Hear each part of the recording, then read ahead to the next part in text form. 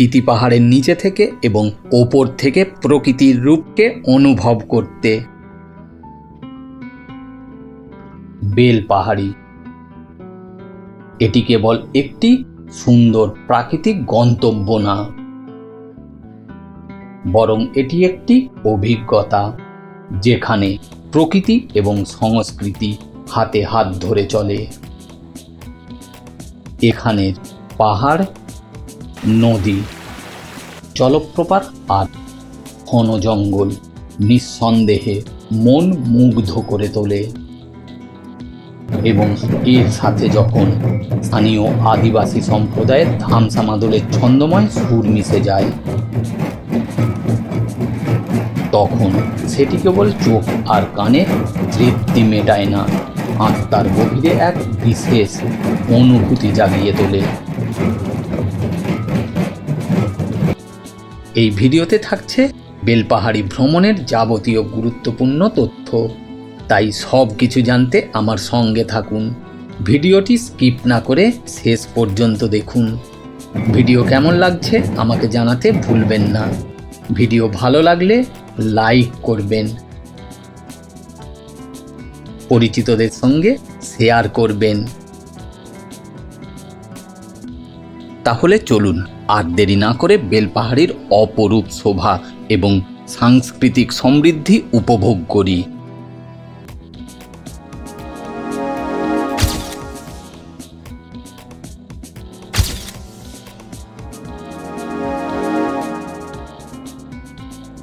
ঘড়ি জানাচ্ছে এখন সময় সকাল 10:55।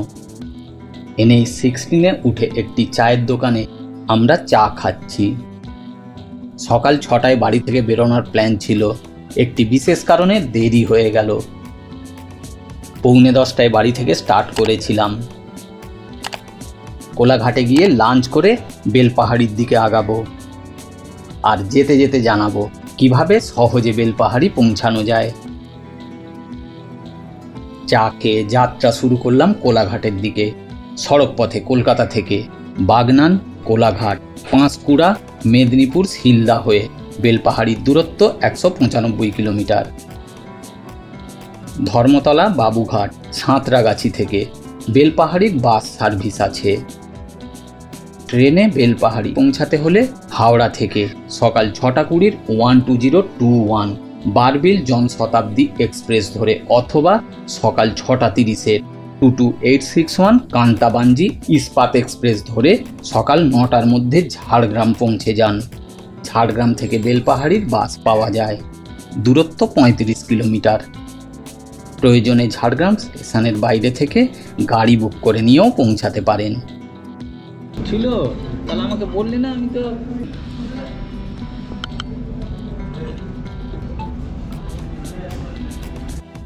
কোলাঘাটে বিরিয়ানি খাবার পর এগিয়ে চলেছি NH-49 ধরে পাহরাগোড়ার দিকে, কারণ আমরা বেলপাহাড়ি পৌঁছাবো ধালভূমগড় বিমানবন্দরের উপর দিয়ে।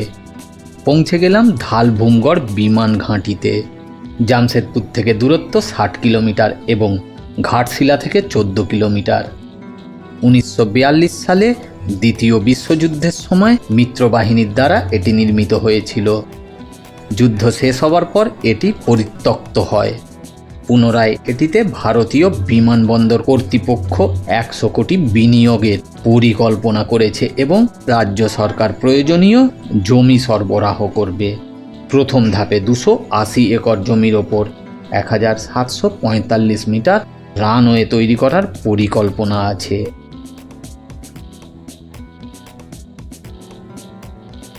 ধালভূমগড় এয়ারপোর্টের রানওয়ে পার করে দেওসলের ওপর দিয়ে এগিয়ে চলেছি আমাদের আজকের গন্তব্য পাহাড়িয়া ইকো রিসর্টের দিকে। এখান থেকে দূরত্ব 23 কিলোমিটার। রাস্তার কন্ডিশনও খুব ভালো। কিছুটা আগাতেই পৌঁছে গেলাম মধুতাসলি। পথের দুই প্রান্তে বিস্তর চাষের জমি। বিক্ষিপ্ত কিছু মানুষজনদের দেখতে পাচ্ছি, আর গবাদি পশুরা মাঠে চড়ছে। দূরে দেখা যাচ্ছে অনুচ্চ সবুজ পাহাড়ের সারি। এখান থেকে আর 7 কিলোমিটার পথ গেলেই আমরা ঝাড়খণ্ড ছেড়ে পশ্চিমবঙ্গের জামাইমারিতে প্রবেশ করব। যদিও তার আগে দুর্গাডির ওই পাহাড়ের রেঞ্জ পার করতে হবে। দুর্গাডি পৌঁছে গেলাম। দূর থেকে যে পাহাড়গুলিকে দেখতে পাচ্ছিলাম, এই সেই পাহাড়। এখন সেই পাহাড় পার করছি। দারুণ সুন্দর এই পথের রোমাঞ্চকর অভিজ্ঞতা। পৌঁছে গেছি ঝাড়খণ্ড এবং পশ্চিমবঙ্গের সীমানার কাছে। দেখতেই পাচ্ছেন এখানে জঙ্গলের রাস্তাটা একটু খারাপ।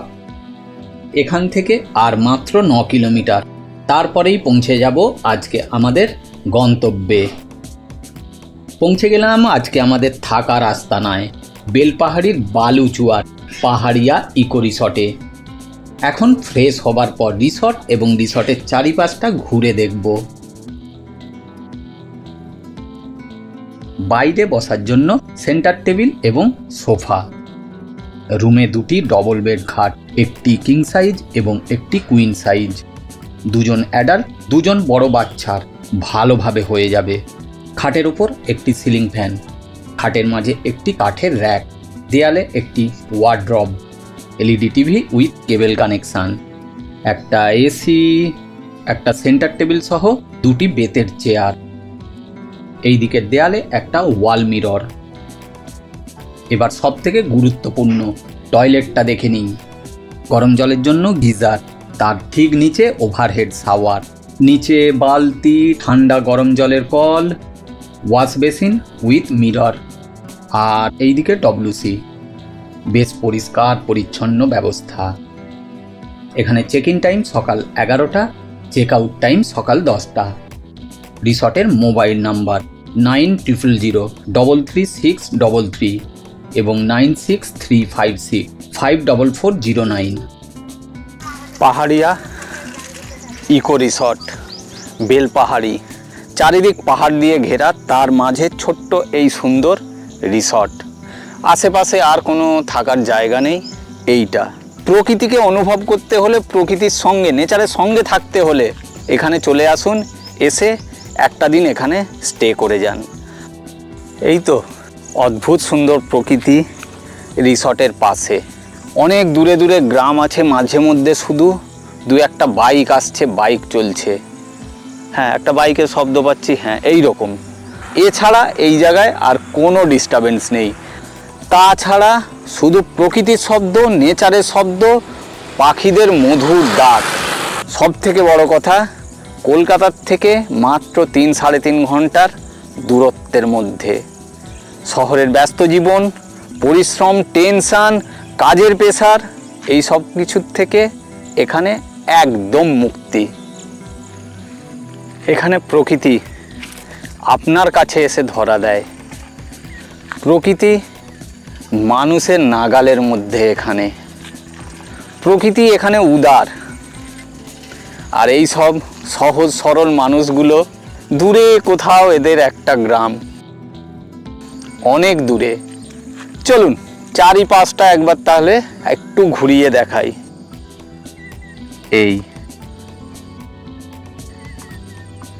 এই অদ্ভুত সুন্দর এখানের প্রকৃতি শুধু ফিল করা, অনুভব করার। এই রিসর্টে থাকার জন্য মোট 6টি রুম আছে। ভাড়া 2000 টাকা করে পার রুম। তার মধ্যে 2জনের ব্রেকফাস্ট ধরা থাকে। এই রকমই 3টে ইউনিট আছে। এই একটা ইউনিট, ওইখানে একটা ইউনিট আছে, আর ওইদিকে কিছুটা গিয়ে আর একটা ইউনিট আছে। পুরো ক্লামজি বা ঘিঞ্জি যে ব্যাপারটা, সেই ব্যাপারটা কিন্তু এখানে একদমই নয়। এই প্রতিটি ইউনিটে 2টো করে রুম আছে, প্রতিটি এসি রুম। খাওয়া দাওয়া করার জন্য এটা ডাইনিং স্পেস। আর একটা ইউনিট, এতেও 2টো রুম। একসাথে একটা ইউনিটে 2টো করে রুম থাকে। এখান থেকেই ওই সামনে ডাইনিং, আর একটা ইউনিট যেটাতে আমরা আছি, আর এই পাশে আর একটা ইউনিট। মোট এই 3টে ইউনিট, আর ওইখানটায় ডাইনিং। রুমের সামনে বিশাল বিশাল জায়গা, সেই জায়গায় সময় কাটাতে পারা যায়। সময় কাটানোর জন্য সুন্দর। রিসর্টের বারান্দায় বসে সন্ধ্যা নামার এবং আকাশের রঙের খেলা উপভোগ করছি। সন্ধ্যায় দেখা হয়ে গেল। শ্রাবণীর এক কলিগ সুদীপ্ত চালের সাথে বা চালদার সাথে। উনি আর ওনার ফ্যামিলি গতকাল থেকেই এখানে আছে। ক্যাম্পাসে বসে অনেকক্ষণ আড্ডার পর এখন ডিনার করছি। তবে আজ ডিনার সেরে গুড নাইট জানাবো না। ডিনারের পর একটা দারুণ চমক আছে, যেটা হতে পারে আমাদের এই সফরের অন্যতম প্রধান প্রাপ্তি। ডিনার সেরে বেরিয়েছি বালিচুয়ার মামরে উৎসবে। পৌঁছে গেছি বালিচুয়ার মামরে উৎসব প্রাঙ্গণে। প্রতি 5 বছর অন্তর এদের এই উৎসব পালিত হয়। অদ্ভুত এই উৎসব। পুরুষরা মাদলের সুর তোলে আর তাতে মহিলারা এবং বাকি পুরুষরা নৃত্য করে।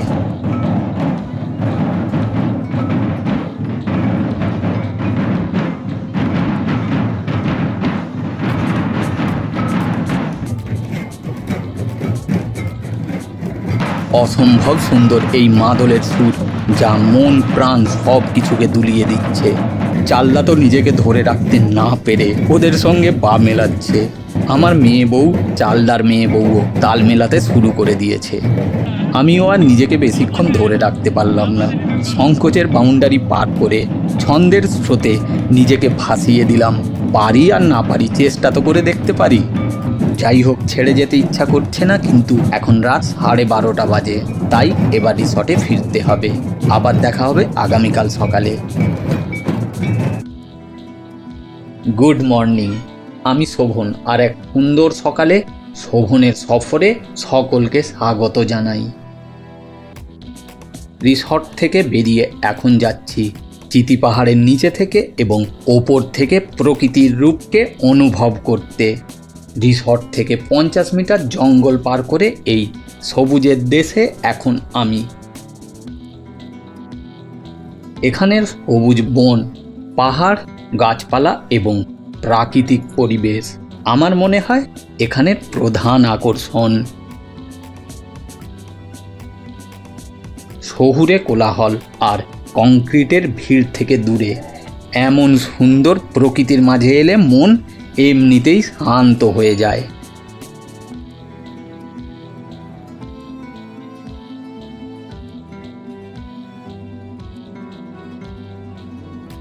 এই চারিপাশের ঘন বনানী আর পাহাড়ের সারি চোখকে আরাম দেয়, যা সকলের মানসিক চাপকে একেবারে দূর করে দেয়।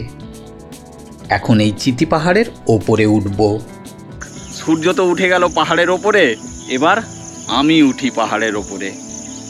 কিছুটা খোঁজার পর একটা পথ দেখতে পেলাম পাহাড়ের উপরের দিকে যাচ্ছে।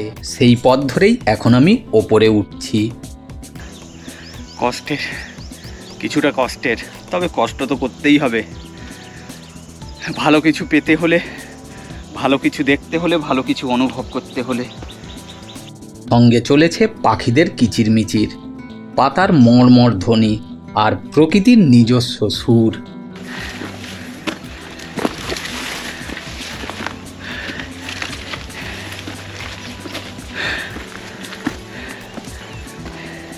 দেখি আর কতটা ওপরে ওঠা যায়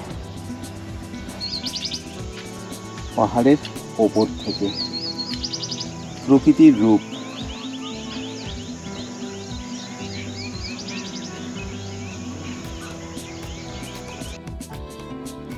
উপরে ওঠাটা বেশ পরিশ্রমের এবং কষ্টের, কিন্তু এখানে ওঠে যা পাওয়া যাবে শহরাঞ্চলের দূষিত বাতাসের পরিবর্তে নির্মল বিশুদ্ধ বাতাস। আর এই খোলা পরিবেশে শ্বাস নেওয়ার অনুভূতি সত্যি এক অন্যরকম অনুভূতি। এই চিতি পাহাড়ের ওপরে বসে এটা অনুভব করতে পারছি যে এটি এমন একটি স্থান যেখানে প্রকৃতি তার সব সৌন্দর্য নিয়ে ধরা দিয়েছে।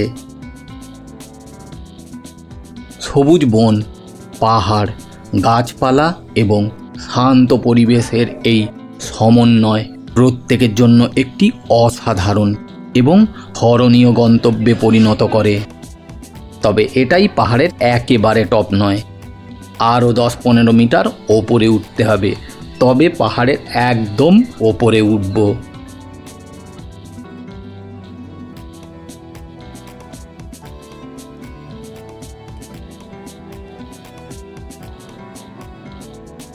এখান থেকে এবার চারিপাশের শোভাটা একবার দেখে নেওয়া যাক।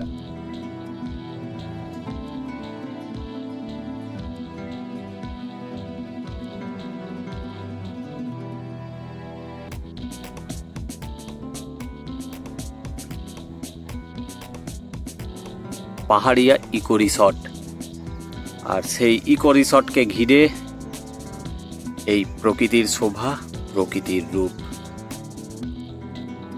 এরপর সাবধানে নিচে নেমে রিসর্টে ফিরব, তারপর রেডি হয়ে ব্রেকফাস্ট করব।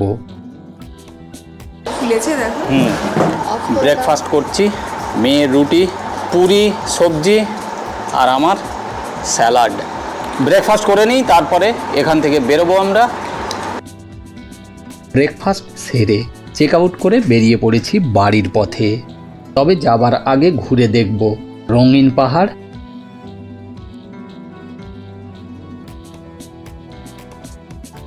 ধাঙ্গি কুসুম জলপ্রপাত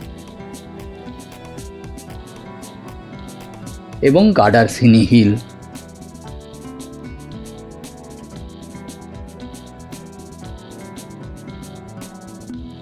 এছাড়াও এখান থেকে ঘুরে দেখে নেওয়া যায় Tarafeni dam, Khandarani lake, Laljal cave, Mayur ঝর্ণা, চাটরাকোচা ঝর্ণা, আমলাশোল গ্রাম, Amjharna lake, Lakhaisini hill, Ketki lake, Kanaishor hill সহ ইত্যাদি উল্লেখযোগ্য গন্তব্য।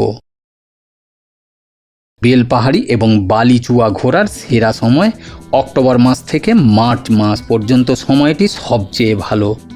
এই সময় আবহাওয়া মনোরম থাকে এবং পরিবেশ শান্ত এবং শীতল থাকে, যা প্রকৃতি উপভোগ করার জন্য একদম আদর্শ।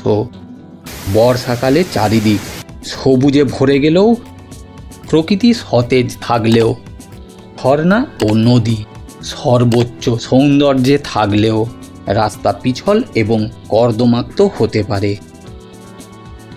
ভিডিও আপনার কেমন লাগলো আমাকে জানাতে ভুলবেন না। ভিডিও ভালো লাগলে লাইক করবেন, বন্ধুদের সঙ্গে শেয়ার করবেন। আবার দেখা হচ্ছে পরবর্তী নতুন ভিডিওতে, নতুন গন্তব্যে। সবাই ভালো থাকুন, সুস্থ থাকুন, ঘুরতে থাকুন। Thank you.